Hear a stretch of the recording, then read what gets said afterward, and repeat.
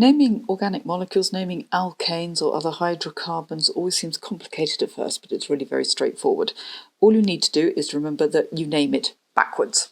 So let's have a look at this molecule here. I'm going to work with skeletal formulae today just because it's so much quicker to draw. So if you're not familiar with skeletal formulae, go check out the previous video on that. So what have we got here? I have a molecule. The first thing I'm going to do is find the longest chain of carbons. So I've got 1, 2, 3, 4, 5. Or here, 1, 2, 3, 4, 5. So I know that this is going to be a type of pentane. Pent meaning 5 carbons, ane because it's an alkane. There's no other functional group present. No double bonds, no H groups, no carbonyl groups. I can see that I have got a branch here. So that is bonded to one carbon. We're looking at this branch here. A molecule with one carbon in it is methane. However, this isn't a whole molecule, it's a branch, it's a fragment. So rather than methane, it becomes methyl.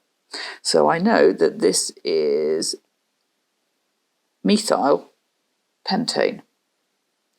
Now I have to indicate whereabouts on the chain this branch is, because it could be at any number of the carbon atoms, and each of these molecules is going to be a little bit different. So 1, 2, 3, 4, 5. I could say that the methyl group is on carbon number 4, but if I were to flip my molecule over, so if I flip it over, it's going to look like so. It would then be on carbon number 2. So we always give branches the lowest possible number. So it doesn't actually matter whether you are numbering from the left or from the right. So what I should be saying is that is going to be carbon 1, 2, 3, 4, 5. So this molecule is 2-methyl pentane. Now that I've named it, I need to write it correctly. So we have hyphens between numbers and letters. 2-methyl pentane. And words run together. There should be no gap between the methyl and the pentane. Let's make our molecule a little bit more complicated. So, what about this, for example? How are we going to go about naming this? So again, we're going to name it backwards, and the first step is to find the longest chain of carbons. But there are lots of different ways to check them all out. So I could go 1, 2, 3, 4. Alternatively, is this going to work? Let me just put my bonds back in. 1, 2, 3, 4, 5. 1, 2, 3, 4, lots of different ways of doing it, but when I run through them all, I'll find that my longest chain has 5 carbons in it. So once again, I know it's something pentane. I have got 2 branches. I'm going to give them the lowest possible number, and I need to identify how many carbons are in each branch. So how many carbons are in each branch? 1. So they are both methyl groups. I've got 2 of them, so dimethyl. What number carbon are they on? Well, let's have a look.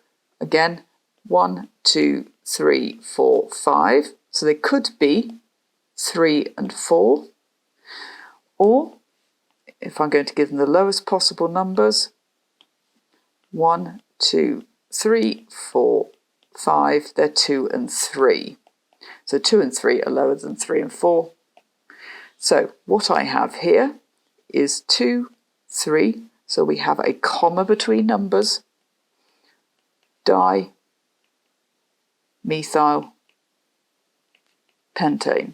So the words all run together and a hyphen between numbers and letters.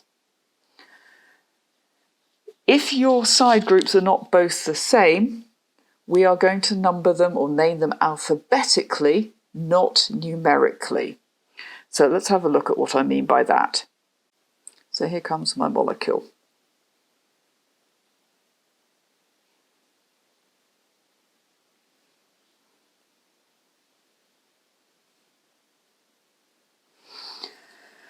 Step 1, we are going to find the longest chain. Now you can go about it any way you like, and I want you to try them all out, but when you do so you will find that your longest chain is the top one. It's got 7 carbons in, so it is going to be heptane. I've got 2 branches. My first branch has got 1 carbon in. It's a methyl group. My second branch has got 2 carbons in. So 2 carbons ethane, it's a fragment ethyl. In terms of numbering, 1, 2, 3, 4, 5, 6, 7. So it could be 3 and 5, or 1, 2, 3, 4, 5, 6, 7. It's still 3 and 5. But I need to do it alphabetically, not numerically. So this is going to be, I'm going to number it that way. So it's going to be 3 ethyl, 5 methyl heptane. So 3 ethyl, 5 methyl heptane. So words run together and we have hyphens, dashes between numbers and letters in every which direction. So 3 ethyl, 5 methyl heptane. The E comes before the M, regardless of the numbers.